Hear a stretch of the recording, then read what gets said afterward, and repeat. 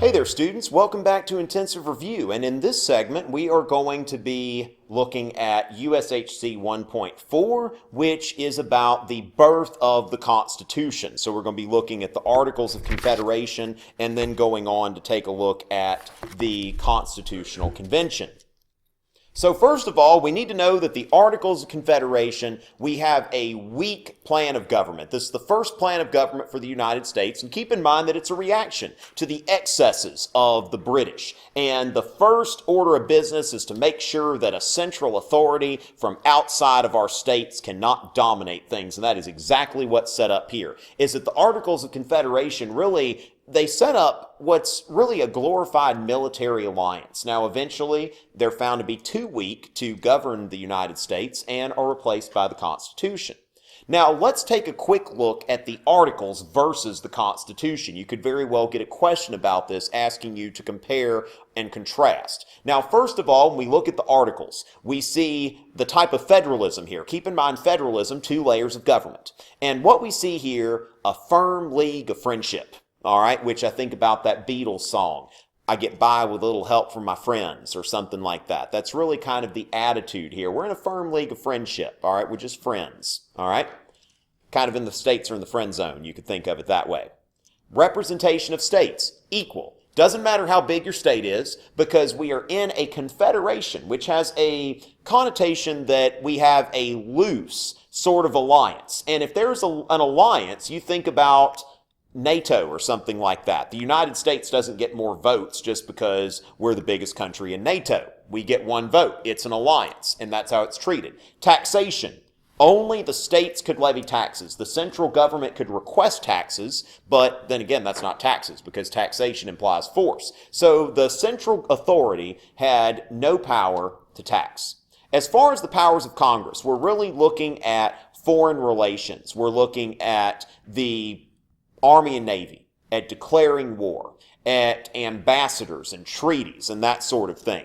That the whole point of this Confederation Congress was to deal with the war and deal with foreign relations. And as far as amendments, they had to be unanimous. Now keep in mind, this was so no member of the Confederation could have the will of someone else imposed on their state. Now, that's great as far as in terms of liberty, but in terms of workability, it's not so great, because how often can you get 13 people to come to a unanimous decision? As far as problems with the Articles, first of all, you've got Shays Rebellion, all right? With Shays Rebellion, these are disgruntled farmers in Massachusetts led by Daniel Shays. And what happens here is they're taking over courthouses, they're just running around with guns and all of that kind of stuff. And the state of Massachusetts, they can't do anything about it. This goes on for months, and the state of Massachusetts isn't able to put down this rebellion. So a lot of people are saying that we need a central government, and one of the jobs of which is to put down rebellions, to assist the states in putting down rebellions like this with a stronger central government. And then there's a bad economy. Keep in mind the economy's going really bad at this time, all right? They've been printing up these continental notes that are paper money that's pretty much worthless. And the war left everyone kind of in a bad way economically. So the Constitutional Convention, which met in Philadelphia in 1787, for what purpose? The stated purpose being to amend the Articles of Confederation. Now, boy, did they amend them, all right? They get there and they pretty much start off with, hey, let's just throw the baby out with the bathwater. So as far as this Constitutional Convention, lots of conflict, but also lots of compromise. Our Constitution is the result of lots of compromises. And so when we compare the Constitution with the Articles, we can see here that it's a more perfect union. It's not a firm league of friendship. Now, friendship, you can just walk away from. A union, keep in mind, you're putting a ring on your finger, all right? That everybody is kind of in this, and there's not like, okay, you can just walk away just at the slightest little provocation. This is a union. This is meant to be more perfect. Now, keep in mind the Articles of Confederation said that they were going to be perpetual. So, the Constitution doesn't. But then again, if the Articles said they're going to be perpetual, then maybe this should be even more perpetual. It's a more perfect union. We want to create a stronger central government. And as far as representation of states, that you've got two types of representation. That you've got in the House, you've got this bicameral legislature, which in the House is represented by population, and in the Senate is represented two per state. And then as far as taxation, the federal government also has the power to tax in addition to the states. So you have two levels of taxation, state and federal. And as far as this goes, in addition to the articles, you also have the power of taxation, interstate commerce, currency, and to crush rebellions. All right, now keep in mind interstate commerce meaning commerce between states. So what we see here is not only a government that deals with external relations with the rest of the world, but also relationships between the states and a government that has some power to actually compel states to do things. And finally, the amendment process, we want this to be difficult, but we don't want it to be impossible, like with the articles. And what they say here is that, let's say that 2/3 of each House of Congress proposes amendments, okay? Think of this like a marriage proposal, where Congress gets down on one knee. I'm going to try to stay on screen, but anyway, you get my point. And then the states get to decide, 3/4 of the states, 75%, get to decide, do I want that amendment or not? And this process has only been done 27 times, all right, since the Constitution. So there have been only a handful of amendments, and most of them have traveled in packs. So in your lifetime, the Constitution has not been amended at the time of this recording. So lots of compromises here, okay? So first of all, when you look at the states, you look at all this data here, you've got northern states, you've got southern states, you've got slave states, you've got free states, you've got small states and large states. All right, that everybody is bringing their own agenda to the table, and you've got to get them to agree on a plan for government. This is not going to be easy. So first of all, James Madison shows up with the Virginia plan. Now, this is James Madison with the large state plan. All right, now the New Jersey plan is going to be the small state plan. Doesn't really matter who did. It's not going to show up on your exam. And as far as the Virginia plan, this large state plan, that it's going to have a bicameral legislature, a two-house legislature, and it's going to be based on population. Now, meanwhile, the New Jersey plan is going to have a unicameral legislature with one vote per state. Now, if the New Jersey plan sounds familiar, that's because it is. The New Jersey plan is really more of a plan to amend the Articles of Confederation. That you see here, one vote per state, a unicameral legislature, which really, let's just kind of give the Articles a little steroid injection or something like that. I don't think it was illegal back then. Not that that makes it right. So, the Great Compromise. All right, what you see as far as this Great or Connecticut Compromise, that you have two houses. You've got the House of Representatives, the lower house, which is based on population, and it's elected by voters directly. And then you have the Senate, which has two votes per state, and this is indirect representation, appointed by the state legislature. So another thing is you've got an element of democracy in the House, and then you've got an element of aristocracy in the Senate. And then there's the 3/5, or what I call the not-so-great compromise. And this is really what you see here for the South, 3/5 of a person for congressional representation, counting slaves. This goes back to a taxation formula from the Articles, I believe.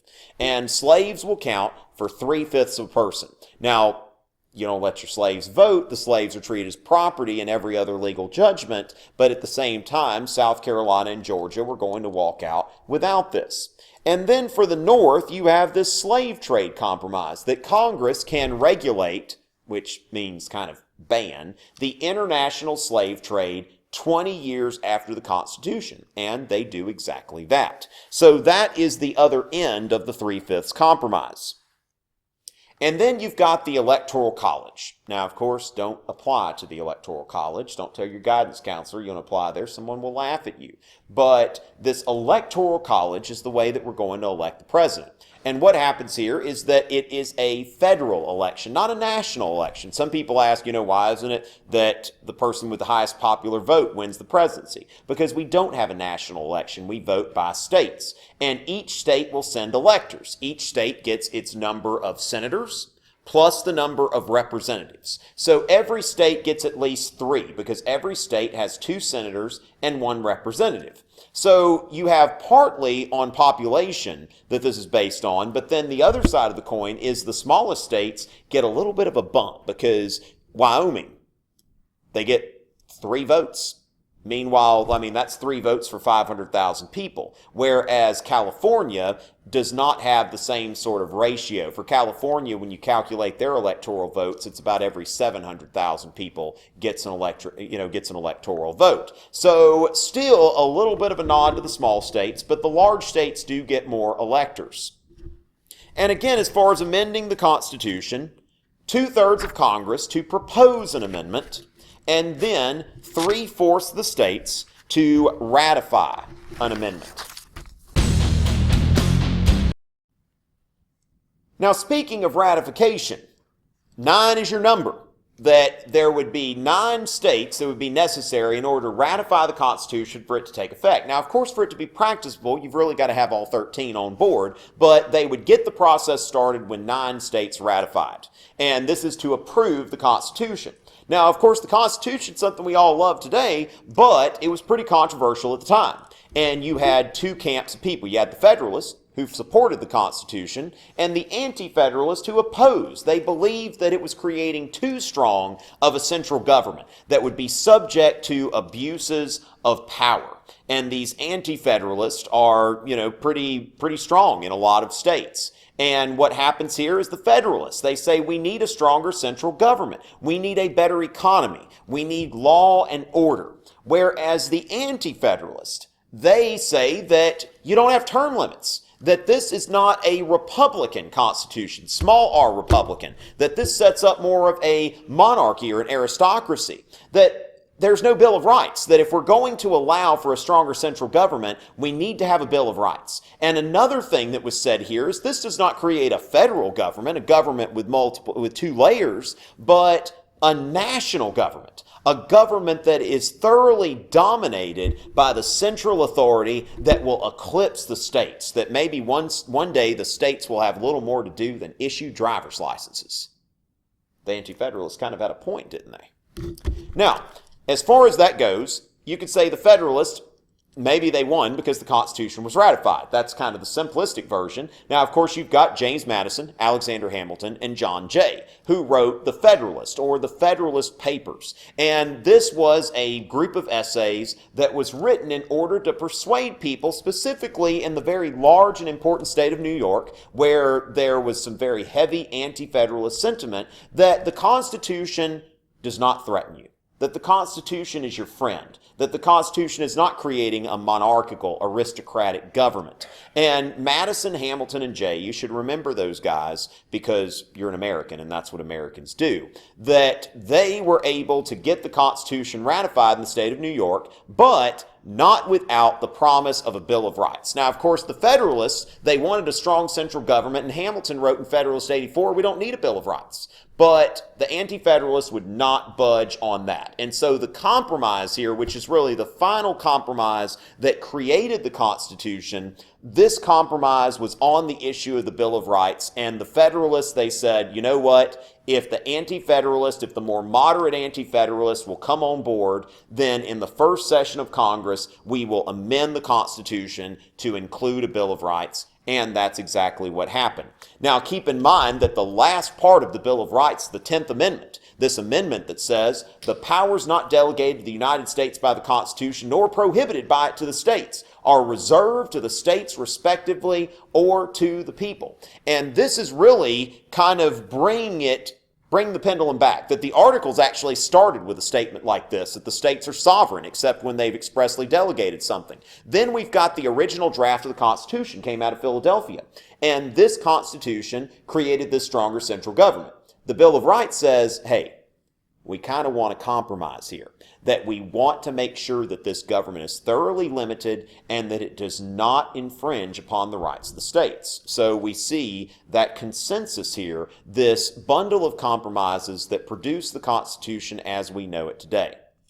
And with that, we'll be moving on to talk about the principles of the Constitution in the next segment. I hope y'all will join me. See you in a bit.